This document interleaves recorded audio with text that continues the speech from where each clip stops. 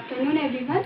हमने जो खनिज है मध्य प्रदेश के वो स्टार्ट कर दिए थे और हमारे जो भी खनिज है, जो प्रमुख खनिज है वो हमने कंप्लीट कर दिए थे, जिसमें से हीरा हमारा कंप्लीट हो गया था, तांबा भी हमारा कंप्लीट हो गया था, मैग्नीज भी मैंने आपको पढ़ा दिया था, बॉक्साइट भी हो गया था, चीनी मिट्टी भी हो गया था, कोयला भी पढ़ा दिया, गेरू भी पढ़ा दिया और टंगस्टन पढ़ा दिया है ना, आपको कोर्डम भी पढ़ा दिया, चूना पत्थर, ग्रेफाइट और सीसा। जो सेल खड़ी है जिसको टाल बोलते हैं, ये मैंने आपको नहीं पढ़ाया था क्योंकि इसमें क्या विशेषकर ये जबलपुर में ही मिलता है ना, जबलपुर में मिलता है, तो आप इसका लिख लेना।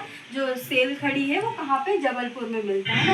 और भी जो खनिज है मैं आपको बता देती हूँ, वो आपको मैप के थ्रू बता देती हूँ कि आपको ये ऐसा याद रहे, है ना, क्योंकि ये छोटे छोटे खनिज है, ज़्यादा इम्पोर्टेंट नहीं रखते, बस ये आपसे पूछ लेंगे कि किस ज़िले में ये पाया जाता है। जैसे हम कैल्साइट देखेंगे, कैल्साइट जो कहाँ पर है, मुख्य रूप से बड़वानी में पाया जाता है। कहाँ पे, बड़वानी में। तो आप ये मैप के थ्रू आप ऐसे ही मैप बना लेना, और जैसे मैंने आपसे यहाँ पे बड़वानी लिखा है, कौन सा खनिज पाया जाता है, कैल्साइट, ये मुख्य रूप से कैल्साइट पाया जाता है ना। और अब हम बैतूल में देखेंगे तो बैतूल में मुख्य रूप से कौन कौन से खनिज पाए जाते हैं, जैसे वेनेडियम, वेनेडियम एक खनिज है, और ये खनिजों के अयस्क है ना, मुख्य खनिज नहीं है, ये खनिज के अयस्क है।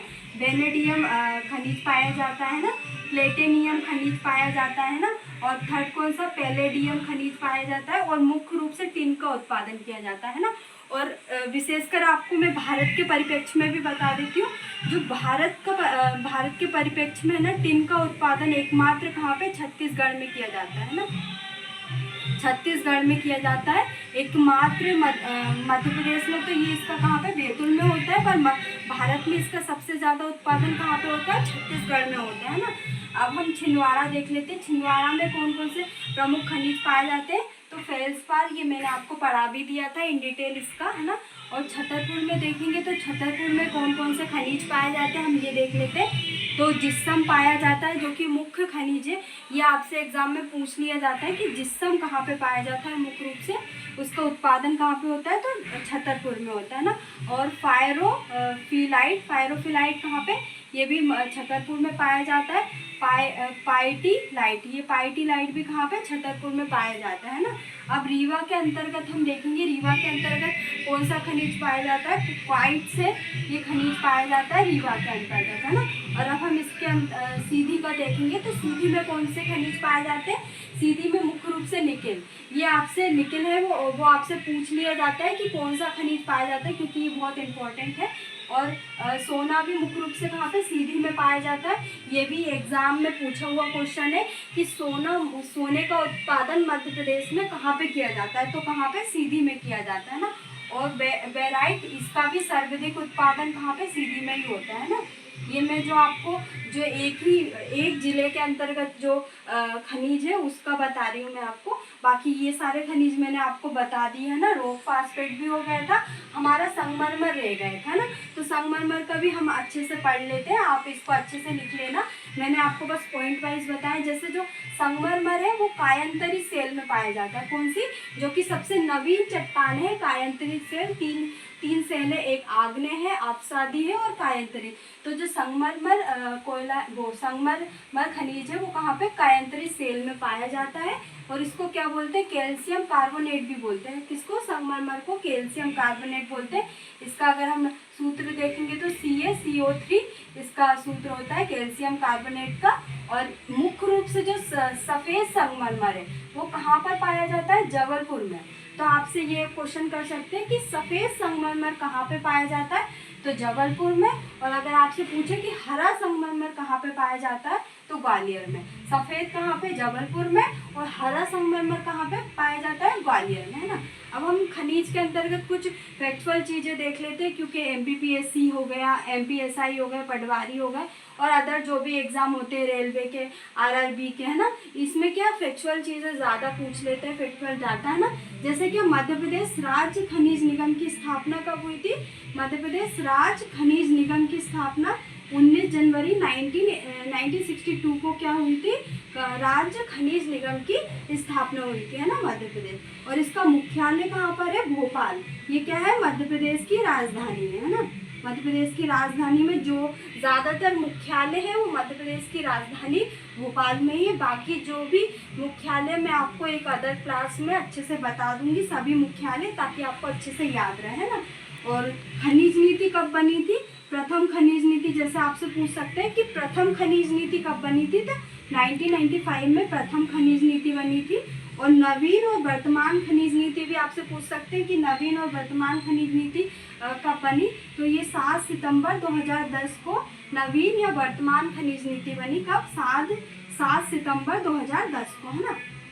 और नेक्स्ट ऐसा क्वेश्चन आपसे कर सकते हैं कि मध्य प्रदेश गौण खनिज नियम कब बना, है ना। मध्य प्रदेश गौण खनिज नियम कब बना, तो 1996 में मध्य प्रदेश गौण खनिज नियम बना। ये आपसे एग्जाम में पूछा गया क्वेश्चन है ना। तो ये कब बना? 1996 में गौण खनिज नियम कब बना? 1996 में, है ना। और मध्य प्रदेश में गौण खनिज रेत नीति, है ना, गौण खनिज रेत नीति कब बनी? 2017 में। तो ये अभी हाल ही में बनाया गया है, किसके द्वारा? शिवराज सिंह चौहान द्वारा, है ना, शिवराज सिंह चौहान द्वारा। और जो अभी क्या इसमें क्या है, जो अभी वर्तमान में क्या, रेत के उत्खनन पर, जो रेत का खनन होता है उसमें क्या, जो नर्मदा नदी है उसमें क्या, रेत के उत्खनन को क्या कर दिया, बंद कर दिया। पहले क्या, ये क्या हो गया, यहाँ पे अवैध घोषित कर दिया गया, है ना। पहले क्या यहाँ पे उत्खनन होते थे, जिसके कारण नर्मदा नदी क्या दूषित हो रही थी, है ना। इसलिए अभी इसके जो उत्खनन को है ना यहाँ पे बंद कर दिया गया है नर्मदा नदी, है ना। और मुख्य गौण खनिज कितने हैं? अगर आपसे डायरेक्टली ऐसे क्वेश्चन पूछ लिया जाता है कि मुख्य गौण खनिज कितने हैं मध्य प्रदेश में, तो मुख्य गौण खनिज कितने? 31। तो आपको ये याद रखना पड़ेगा कि कितने? 31, है ना। और अगर मध्य प्रदेश में भारत का चौथा स्थान है खनिज क्रमत प्रदेश में, है ना। मतलब चौथा स्थान है पूरे, अगर उत्पादन और भंडारण में देखें तो कौन सा स्थान है? मध्य प्रदेश का भारत में चौथा स्थान है। अब हम प्रथम का देख लेते हैं। तो प्रथम किसका है? प्रथम पश्चिम बंगाल हो गया, है ना, जिसमें सबसे श्रमित देश कौन सा है खनिजों की दृष्टि से? पश्चिम बंगाल, क्योंकि यहाँ पे सबसे ज़्यादा खनिज का उत्पादन भी किया जाता है और भंडारण भी होता है ना। और सेकेंड है झारखंड में भी सबसे ज़्यादा होता है, और झारखंड में मुख्य रूप से टिन का उत्पादन होता है ना, और भी जो खनिज है उनका उत्पादन होता है, और मुख्य रूप से कोयले का भी उत्पादन होता है ना। और थर्ड है उड़ीसा में भी, उड़ीसा 3rd नंबर पर है, और मध्य प्रदेश कौन से नंबर पर? 4th नंबर पे, है ना। और जो मध्य प्रदेश है वो 8 प्रमुख खनिज संपन्न राज्यों में से एक, है ना। 2 क्वेश्चन आपसे पूछ सकते हैं कि मध्य प्रदेश 8 प्रमुख संपन्न राज्यों में से एक है, और कौन सा स्थान है खनिजों की दृष्टि से? तो चौथा स्थान। 8 प्रमुख खनिज संपन्न राज्यों में, और उत्पादन और भंडारण की दृष्टि से कौन सा स्थान है? चौथा स्थान। अब मैं आपको एक चीज़ और बता देती हूँ, आज जो अभी वर्तमान में हुआ है बहुत इम्पोर्टेंट चीज़ है वो, मैंने अभी इसको पढ़ा है। जैसे जो हमारा अंडमान निकोबार द्वीप समूह है,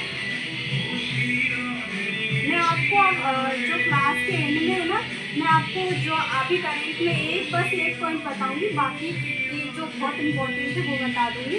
अंडमान निकोबार है उसका नाम बदलकर जो द्वीप है ना, अंडमान निकोबार जो द्वीप है, जो हमारा केंद्र शासित प्रदेश है ना, केंद्र शासित प्रदेश है, उसका नाम बदल के क्या किया? श्री विजयपुरम, है ना, विजयपुरम, है ना, क्या कर दिया? श्री विजयपुरम कर दिया ना। किसका नाम? अंडमान निकोबार द्वीप समूह, जो कि केंद्र शासित प्रदेश है। क्योंकि जो अंडमान निकोबार द्वीप समूह है ये किसके द्वारा इसका नाम रखा गया था? अंग्रेजों द्वारा।